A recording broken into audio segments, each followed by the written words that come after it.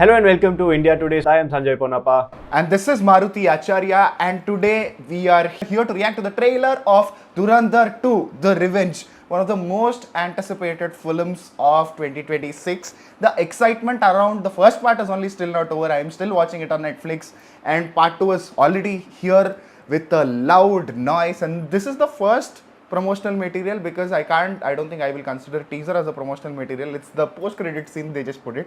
Anything exciting, any new visual is what I am waiting for before I am full hyped up. How hyped up are you about this? And we made a video about Toxic and Dhurandhar clash, the postponement. We did react to those teasers and trailers also. What are your thoughts about that? Mention that also in the comment section below.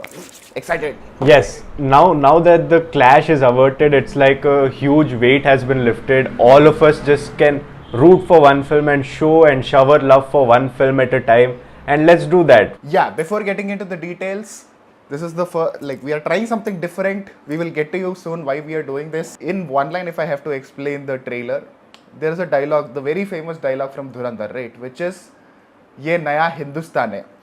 I think this is naya Indian cinema. My god,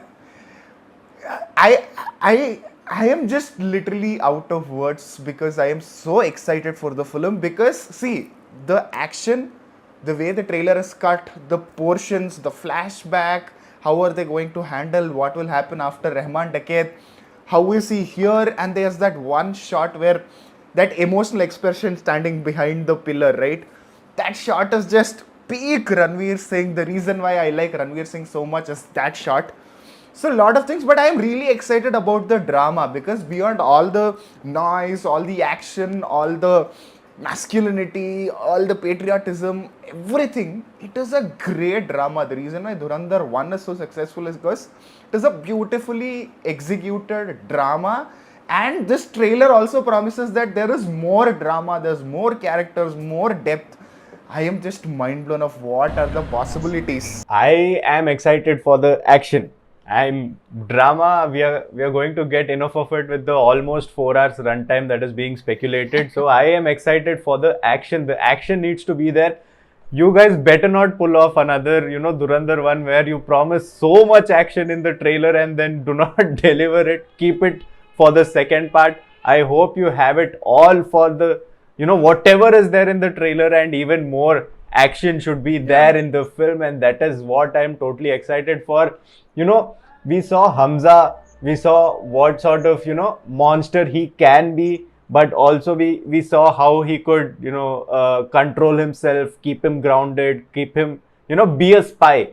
But we are also going to see Jaskirat Singh Rangi, the from what seems from his eyes itself, we can make out that he is a monster. And then from this trailer, we can, we actually saw him just pounding open somebody's brains with a hammer.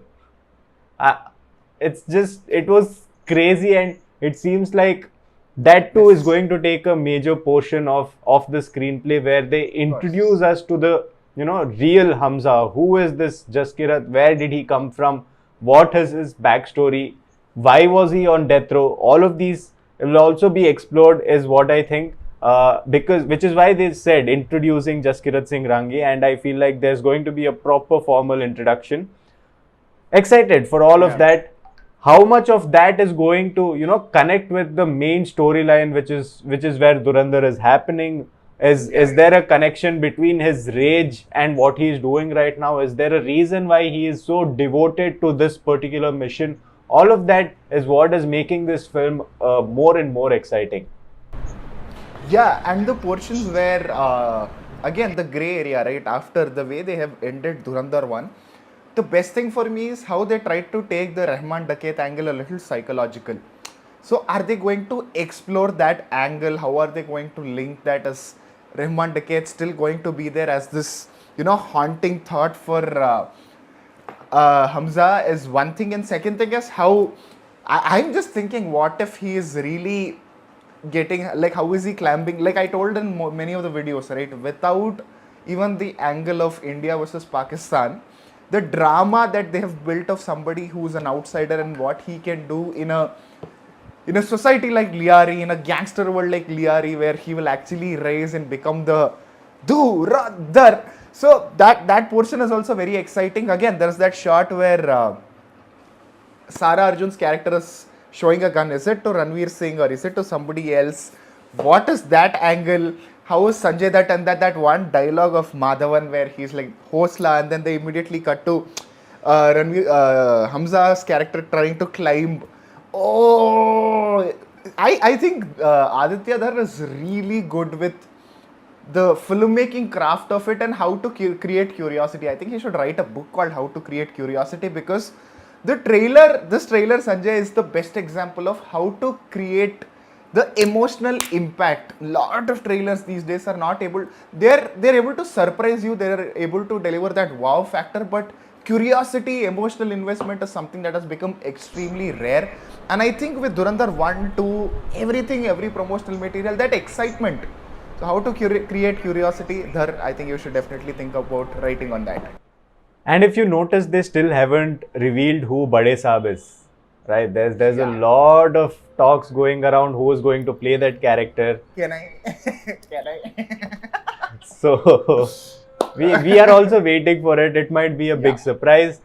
Basically, it might be a whole revival or a big platform for another actor to just jump off and make a mark of his own.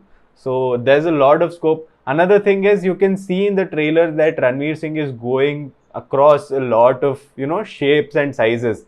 You can see him get a little older. There is a younger version, of course, but even in the trailer, if you notice, you can see him going from the Hamza we know to a little more paunchier version to an older version, not very well made beard. There's a lot of variations which indicates a time skip as well, that there's going to be conquering, there's going to be ruling, and then there's going to be a big fight which might bring down Hamza as well. So there's a lot of things that can be expected out of this film.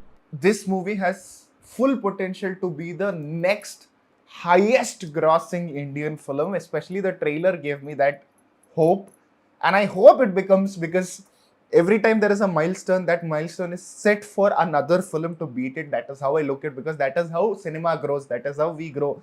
So I think Dhurandhar should beat that. But again, I have a question here for all the audience.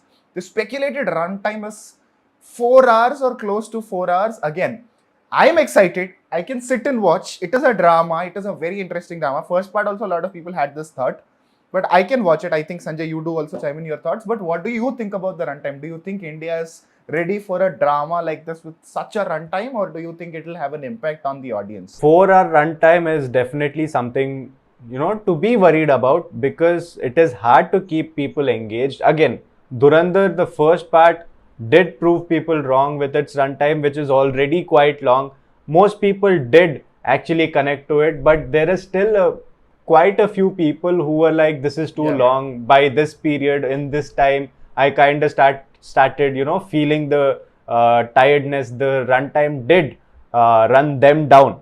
But at the same time, if it is good, if it is engaging, well and good, and that is what we are all hoping for. But I have this question in my mind: from when did filmmakers just stop feeling worried once the runtime started hitting 3 hours? There was a time when 3 hours used to be a huge deal. 2 hours 50 minutes is a big deal.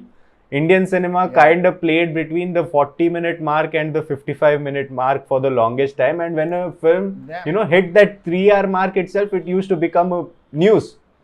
Now it seems like everybody is going for that 3-hour film, especially if it is, an event film like Dhurandhar, or a lot of examples in recent times are there. So if that is the case, is that right? Is that good? Because a 3-hour film is supposed to be a very special film. Not calling Dhurandhar not special. It is definitely one of the biggest films in Indian cinema. Like he said, it has the biggest chance of beating all the records set by Dangal and Bahubali 2 across India, and create a lot of records, because the support for the film is wholesome across the country from every single region. So, with that in mind, pushing the runtime to almost 4 hours, is that good or bad? I feel like they are kind of pushing the limits. I do feel it, to be totally honest. But what do you feel? Mention that in the comment section below. if it's a Dhar idea, I think it is good. That's how creative people should push the boundaries. I'm all in. Hope you're excited too. What are your thoughts about the trailer? Mention that in the comments below. And we did a lot of reviews, reactions, analysis videos. We keep doing a lot of content, and recently Anirudh interview is also on the channel. Do check it out. To not miss any of that, like, share and subscribe. At the same time, our videos are scattered across two different channels. One is this India Today So South and the other is India Today. So do go to both the channels. Again, subscribe, like on both the channels. Both of that is our work. So do support us. With that, I am Sanjay Ponnappa And this is Maruthi Acharya. and you're watching India Today.